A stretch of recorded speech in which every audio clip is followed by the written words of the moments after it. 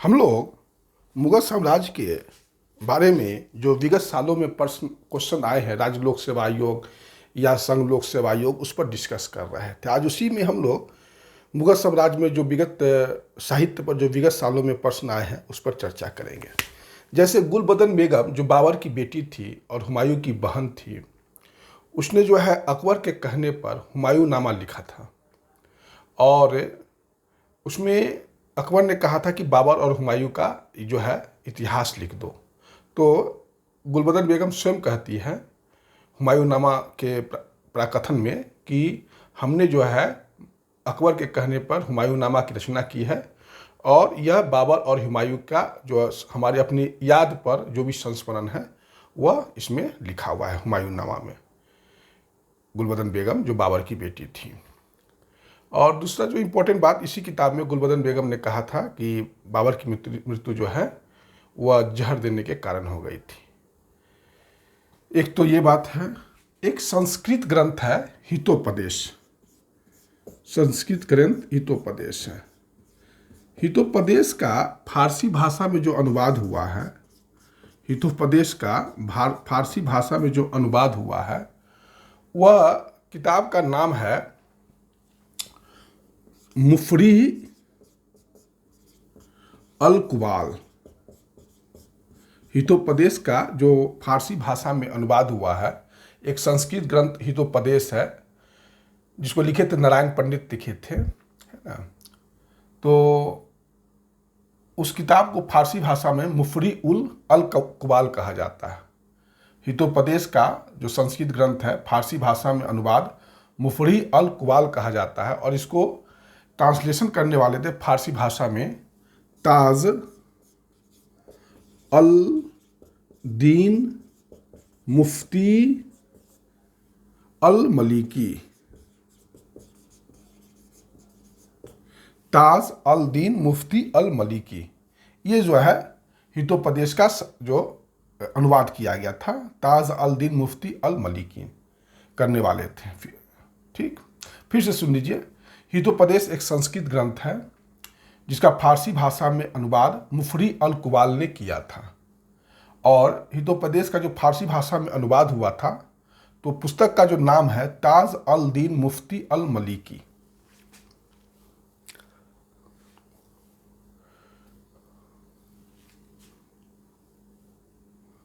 Sorry, Hitopadesha का फारसी भाषा में अनुवाद मुफरी अल कुबाल है और इसको करने वाले हैं ताज अल दीन मुफ्ती अल मलिकी। ठीक,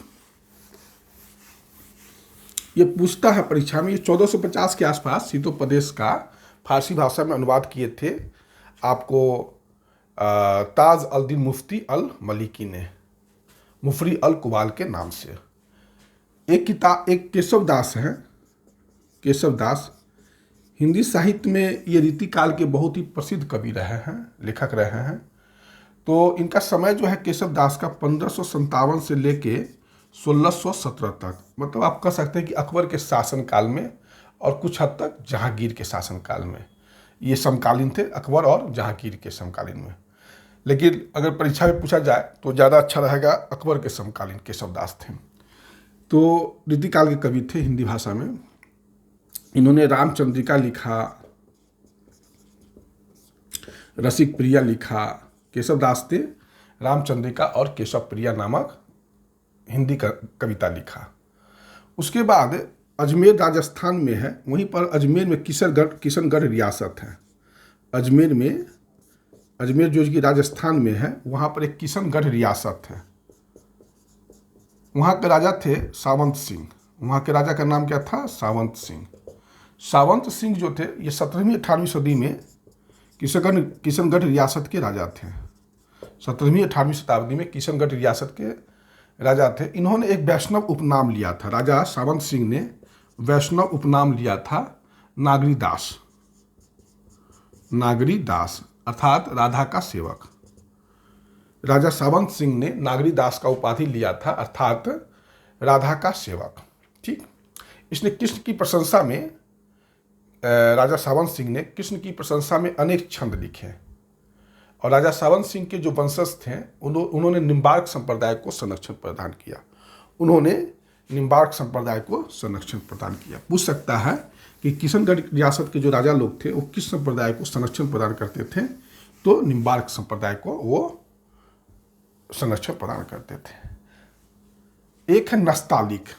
नस्तालिक जो है, जैसे आपका देवनागरी लिपि है, उसी प्रकार नस्तालिक भी एक फारसी लिपि है।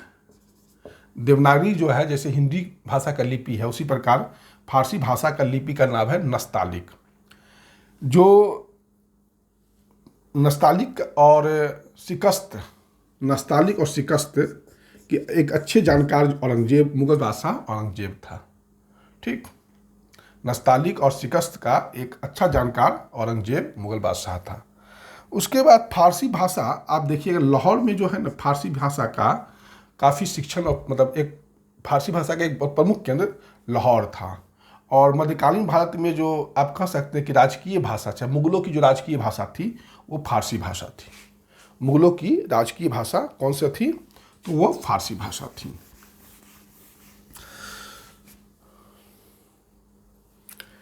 देखिए पंचतंत्र, अभी हमने हितोपदेश का चर्चा किया, अब हम पंचतंत्र का अनुवाद करेंगे। पंचतंत्र जो है एक प्राचीन भारत में लिखा गया था, विष्णु शर्मा लिखे थे। पंचतंत्र विष्णु शर्मा लिखे थे। जिस प्रकार हितोपदेश नारायण पंडित ने लिखा था, उसी प्रकार पंचतंत्र विष्णु शर्मा ने लिखा था संस्कृत भाषा में। ठीक, तो पंचतंत्र का विभिन्न भाषा में अनुवाद होता रहा है। जैसे गजनवी काल में, जब मोहम्मद गजनवी आया था, तो उस काल में पंचतंत्र का जो है अनुवाद किया गया था। और करने वाले थे नसीरुल्लाह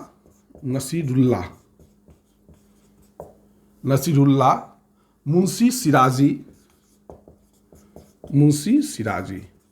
पंचतंत्र का गजनवी काल में नसीरुल्लाह मुंशी सिराजी ने फारसी भाषा में अनुवाद किया था। कलीला बा दीमना बिरहाम जी। फिर से सुन लीजिए, पंचतंत्र का गजनवी काल में, मोहम्मद गजनी के काल में नसीरुल्लाह मुंशी सिराजी ने फारसी भाषा में अनुवाद किया। और अनुवाद जो पुस्तक का नाम है वह कलीला बा दीमना बेरहाम जी के नाम से किया था, बेरहाम शाह। ठीक, उसके बाद है सुल्तान हुसैन मिर्जा। सुल्तान हुसैन मिर्जा के शासनकाल में मुल्ला वाइज हुसैन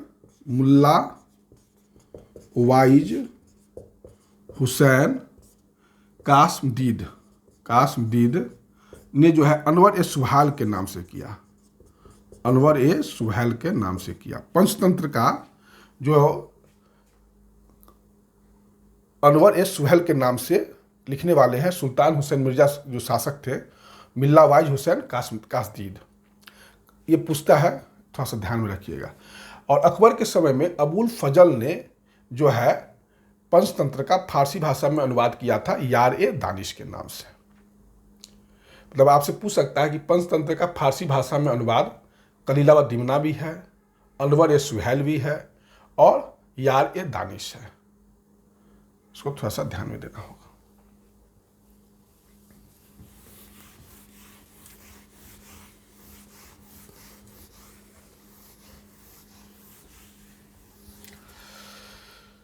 अकबर ने एक अनुवाद विभाग का स्थापना किया था। और मैंने बताया था कि फैजी के निर्देशन में अकबर ने एक अनुवाद विभाग का स्थापना किया था।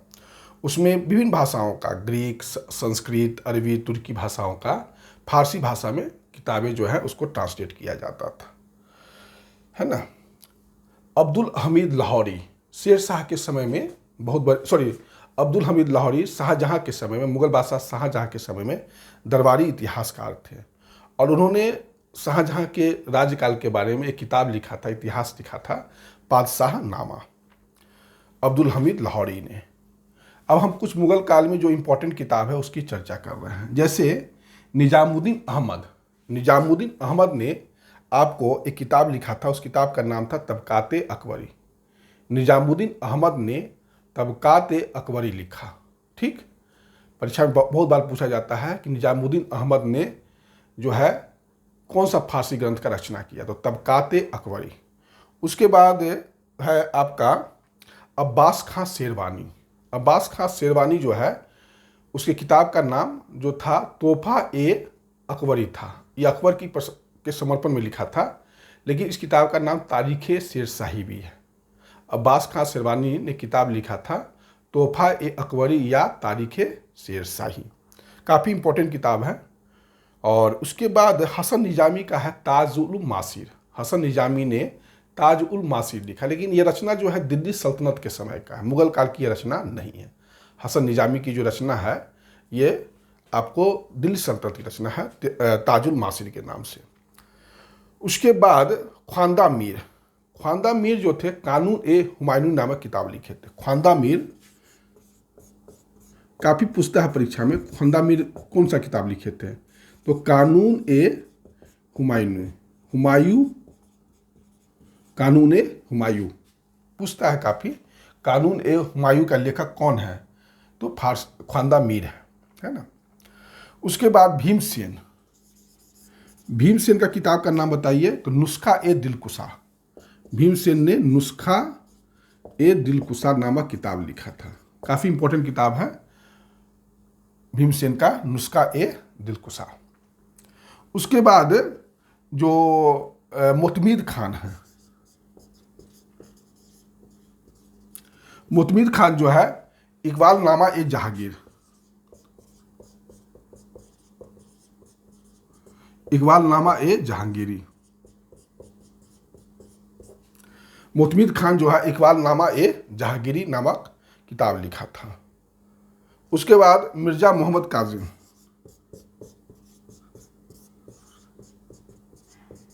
मिर्ज़ा मोहम्मद काजिम आलमगीर नामक लिखा था। मिर्ज़ा मोहम्मद काजिम आलमगीर नामा। मिर्ज़ा मोहम्मद काजिम जो है आलमगीर नामक किताब लिखा था। उसके बाद गुलाम हुसैन। गुलाम हुसैन जो है उन्होंने सियार-उल-मुतखरीन लिखा था। सियार-उल-मुतखरीन। गुलाम हुसैन जो है सियार-उल-मुतखरीन नामक किताब लिखा था। उसके बाद मोहम्मद सालेह। मोहम्मद सालेह ने आलम-ए-सालेह नामक किताब लिखा था। मोहम्मद सालेह ने, ये भी किताब बहुत इंपॉर्टेंट है मोहम्मद सालेह का। मोहम्मद सालेह जो है किताब लिखे थे आलम-ए-सालेह। आलम-ए-सालेह के लेखक कौन है? तो मोहम्मद सालेह। इनायत खान ने शाहजहांनामा लिखा था।